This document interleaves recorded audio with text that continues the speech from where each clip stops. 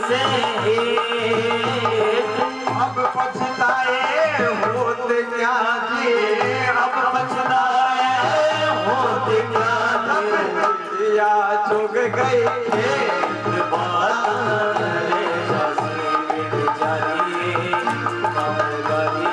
हंसे हंसे मोर गरी गरी मोर माता ले जासी।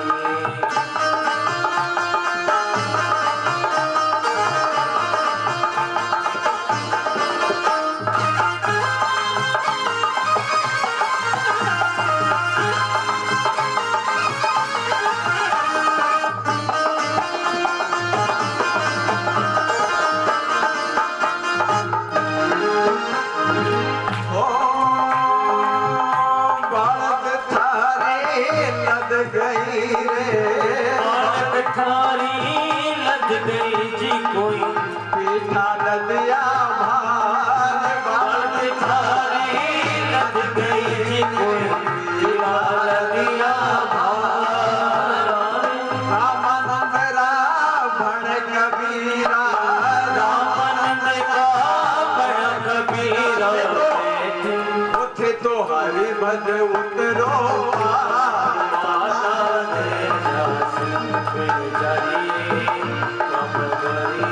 हंसी हंसी बोल गरी गरी बोल माता ले जासी।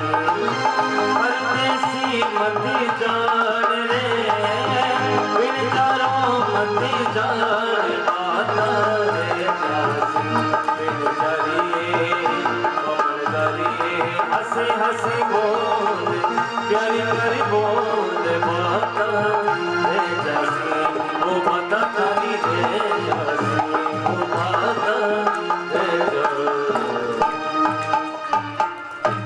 बोले सच्चिदानंद घन भगवान की जय।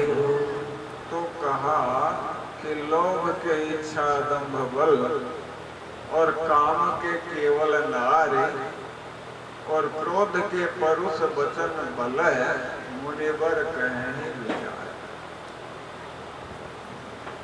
इसलिए काम क्रोध और लोभ ये तीनों ही शत्रु है, इसलिए इनका परित्याग करना चाहिए, इनको छोड़ देना चाहिए।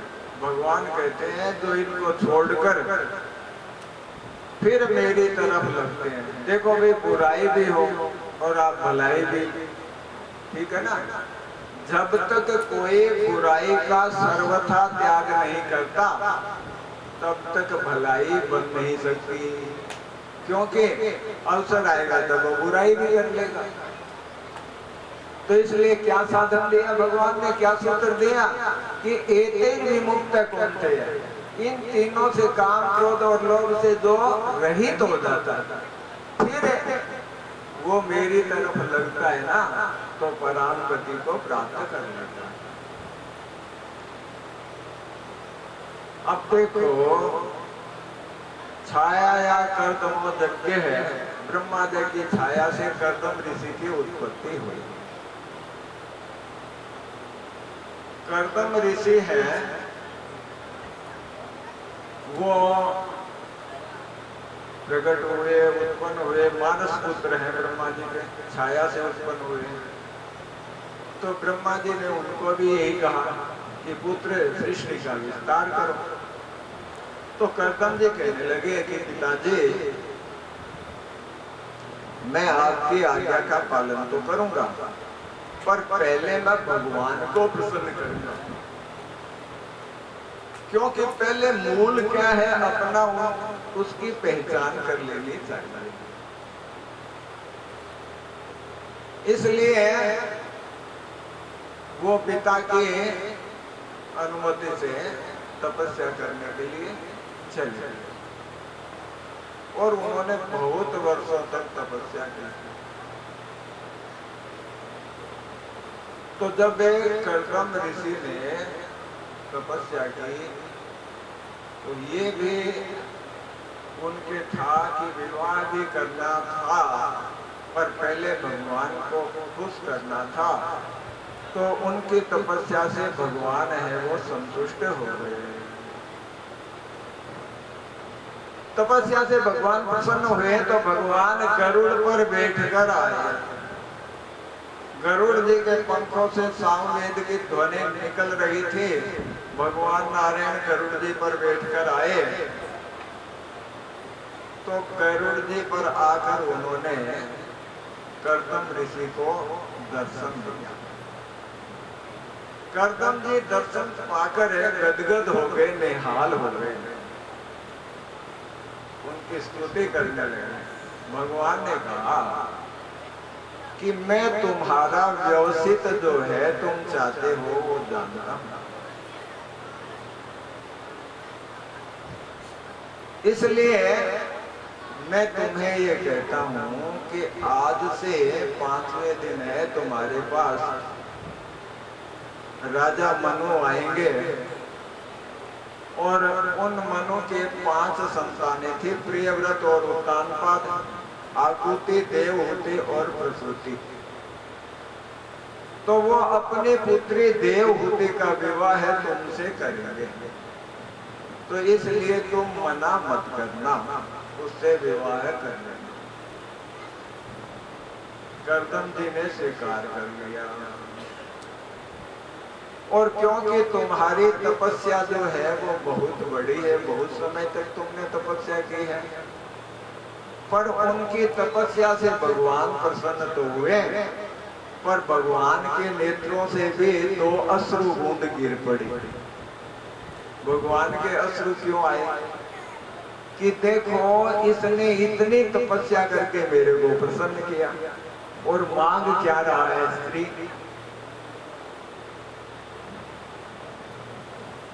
तो भगवान भी उनके नेत्रों से अश्रु बिंदु गिरे तो वहां पर एक सिद्ध सरोवर बन गया उन बूंदों से।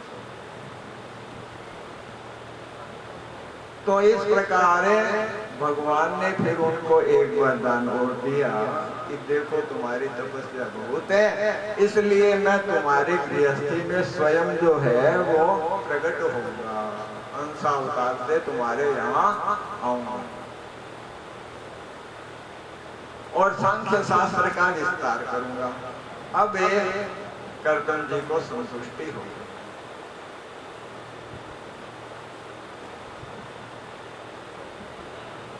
देखो एक ब्रह्मा जी ने कहा है कि ब्रह्मा जी ने जब सृष्टि बनाई ना तो इस सृष्टि में 2 भंवरी डाल दी। भंवरी मतलब उसमें उलझ जाएगा। भंवरी में जो जैसे पानी की भंवरी होती है ना, तो उस भंवर में जो फंस जाए तो निकल नहीं सकता। तो वेधा द्वेधा भ्रमण चक्रे कांतासु कनकेषु च तेषु तापप्य सक्तः साक्षात भर्गो नराकृति। कि उन्होंने 2 ये भंवरी डाली, क्या एक तो स्त्री और एक संपत्ति। कांतासु कनकेषु च सोना, इसमें जो उलझ जाता है तो इसी में उलझा रहता है, और जो इससे निकल जाता है तो वो भगवान को प्राप्त कर लेता है। पर देखो गोस्वामी जी महाराज है ना, वो इससे भी आगे की एक बात कहते हैं। वो क्या कहते हैं कि कंचन तजना सहज है और सहज कामिनी ने मान बढ़ाई ईर्ष्या दुर्लभ तजना। ये कि धन संपत्ति का त्याग करना भी सुलभ है और स्त्री का प्रेम है, आसक्ति है, वो त्यागना भी सहज है, पर मान बढ़ाई और ईर्ष्या ये जो है ये त्यागना बहुत कठिन है। मनुष्य और तो त्याग देता है, पर मान के लिए मरता है कि मुझे मान चाहिए, सम्मान चाहिए, मान का त्याग नहीं कर सकता।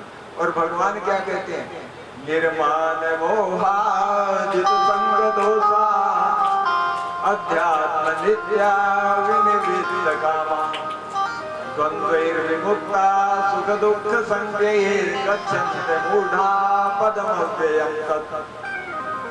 कि जो निर्माण होता है, निर्माण मोह, जो जिसको मान भी नहीं चाहिए। देखो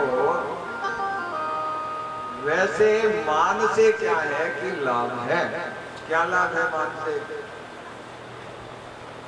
कहा गया कि अधमा धन विच्छन्ति धनम मानम च मध्यमा उत्तमा मान विच्छन्ति मानो ही महताम धनम।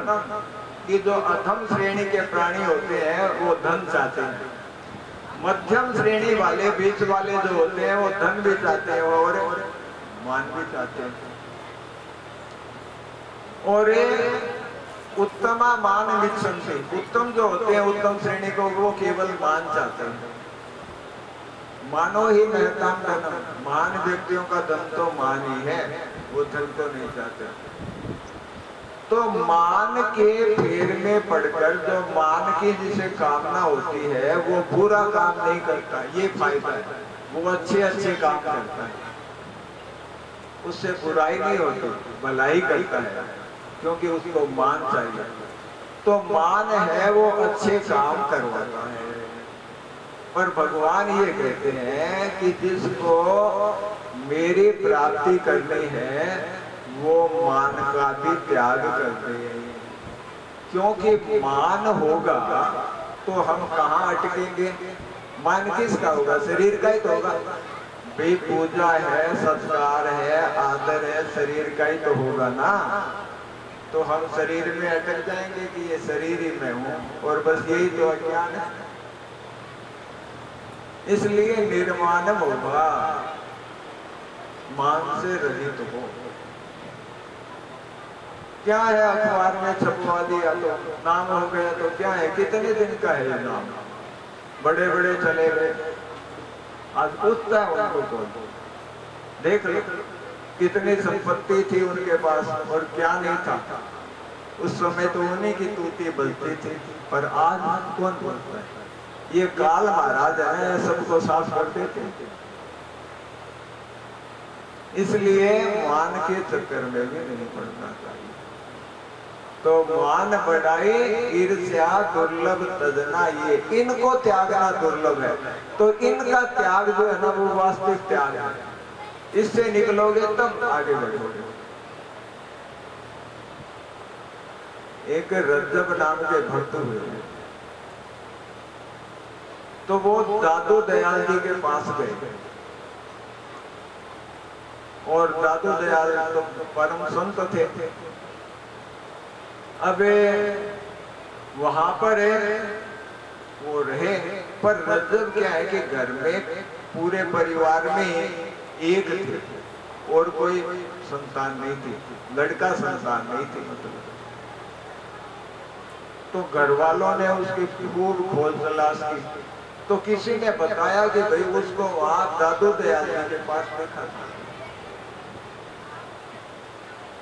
तो घर वाले गए और जाकर वो रज्जब को वहां से ले आए।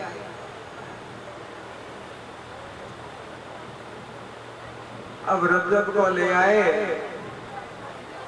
तो वो सोचने लगे कि इसका विवाह करते, नहीं तो क्या है। दादू दयाल जी उस समय वहां थे नहीं, कहीं बाहर गए हुए थे। तो वो ले आए, सोचा कि अब ब्याह कर दे, नहीं तो ये क्या है कि फिर कहीं भाग जाएगा, क्योंकि संसार वाले ये देखते हैं कि ये सबसे मोटी सांकड़ है, इसे बांध दो, फिर कहीं नहीं जा सकेगा। तो इसलिए उसका भी विवाह रच दिया गया। अब क्या है कि उधर से वर यात्रा निकल रही थी और परिवार धनाढ्य था, तो हाथी के ऊपर रज्जू बैठा हुआ था और वर यात्रा निकल रही थी सवारी। तो संयोग ऐसा बैठा कि सामने से दादू दयाल जी आ गए। सायंकाल का समय था, तो दोनों आमने सामने हो गए। अब दादू दयाल जी ने पहचान लिया कि अरे शिष्य प्रिय था, तो कि अरे ये तो रज्जब है। तो वो कहने लगे कि रज्जब तेने गजब कियो, और माथे बांध्यो मोड़, आयो थो हरि भजन ने हर करियो नरक ने छोड़। कि रजब तेने बड़ा गजब किया। अरे मेरे पास आया था तो भजन करने के लिए, और अब कहाँ दलदल में फंस रहा है। अब जब गुरु जी की बात सुनी ना तो रजब रुक नहीं सके, वो हाथी पर से कूद पड़े और गुरु जी के चरण पकड़ लिए कि गुरु जी बचा लो बस, अब तो मौके पर मिल गए हो, इसलिए मेरी रक्षा कर लो, बचा लो। अब बरातियों ने और में सबने देखा तो वो कहने लगे कि भाई इसको क्यों जबरदस्ती फांस रहे हो, आपका ब्याह करना तो किसी दूसरे का कर लो, छोड़ो इसको। तो रज्जब है वो दादू दयाल जी के साथ चला गया। अब वो रहा रज्जब अच्छा है, उनके पद भी है रज्जब के। जब दादू दयाल जी का शरीर छूट रहा था तो दादू दयाल जी के नेत्रों से आंसू गिरने लगे। तो रज्जब पूछने लगे कि महाराज आप हमें तो ये उपदेश देते रहे और ऐसा आपका जीवन भी ऐसा ही बीता, और अब देह छूट रहा है तो आप रो रहे हो, ये क्या बात है। तो दादू दयाल कहने लगे कि रज्जब मैं देह के छूटने से नहीं रो रहा हूं। तो बोले क्या बात है कि दादू जैसा नाम था और वैसा लीना नाय, देह हलावा हो रहा होश रही मन माय। कि जैसा भगवान का नाम था ना वैसा जिया नहीं गया, तृप्ति नहीं हुई। ऋषि मुनि हुए, उनको लंबा समय मिला तो बहुत समय तक भजन किया, समय कितना मिला। और तनु बिनु वेद भजन नहीं वरना, गोस्वामी जी महाराज कहते हैं वास्तव कि शरीर के बिना भजन नहीं हो सकता। इसलिए देह तो जा रहा है तो फिर भजन जो है वो जो बनना चाहिए था वो बना नहीं, तो तृप्ति नहीं मिली। तो देखो भाई भजन से तृप्ति नहीं मिले, ये उच्च कोटि की अवस्था है कि भजन खूब बने। संतोष त्रिषु कर्तव्य स्वेदारे भोजने धने, त्रिषु नैव च कर्तव्य अध्ययने जपदानयो। कि 3 चीजों में संतोष करना चाहिए। कहाँ कहाँ? एक तो अपनी पत्नी में, स्वेदारी पत्नी जैसी भी है वो ठीक है, इसलिए उसमें मनुष्य को संतुष्ट होना चाहिए कि हमारे लिए परमात्मा ने ये निश्चित की है, इसलिए वो परमात्मा का आदर करके उसका आदर करें।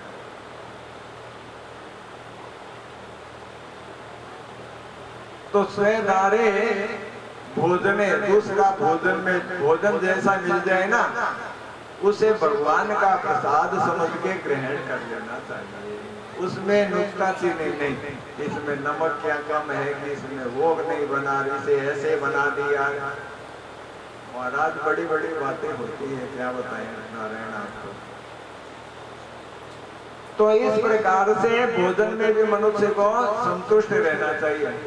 और धन में, धन जितना मिल रहा है, उपार्जन हो रहा है, उसमें संतुष्ट होना चाहिए। हाँ पुरुषार्थ करो और कमाओ, कोई मना नहीं है, पर ये नहीं किसी और का देखकर आप विचलित होते हो कि उसके पास तो इतना है, ऐसा नहीं। उसमें संतोष होना चाहिए अपने में। और 3 जगह संतोष नहीं होना चाहिए। अध्ययन जप दान, अध्ययन में, जप में और दान में। स्वाध्याय जितना ज्यादा कर सको करो, सदग्रंथों को पढ़ो, देखो हमारे ऋषि मुनियों ने हमारे लिए क्या छोड़ा है। तो सत्य की खोज करोगे तो सत्य मिल जाएगा। और ये जप में भगवान का नाम जितना जपा जाए उसे कम ही समझो, तृप्ति न हो उसे। और दान में दान जितना ज्यादा हो सके किया जाए। तो इस प्रकार से जो जीवन है वो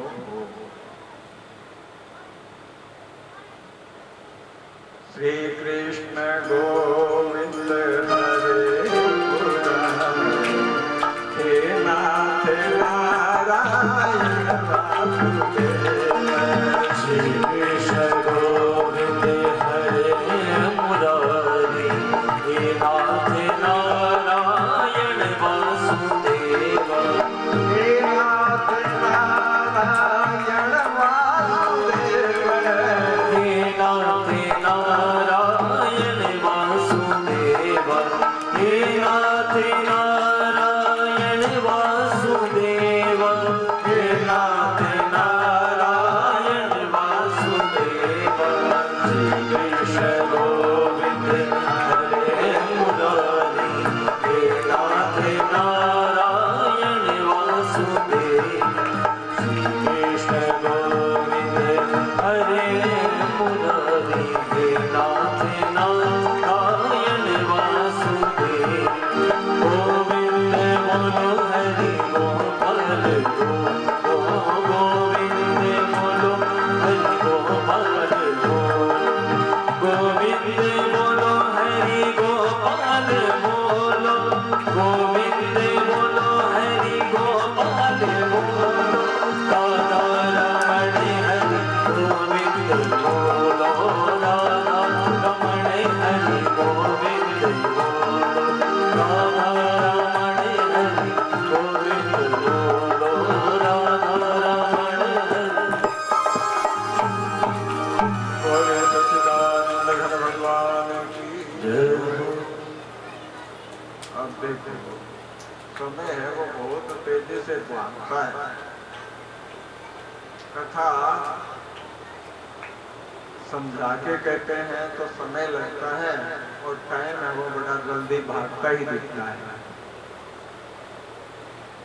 इस प्रकार कर्दम ऋषि के यहाँ भगवान जब चले गए वरदान देके, तो मनु और शत्रुपा जी जो है वो अपनी पुत्री देवहूति को लेकर समय पर वहां आए।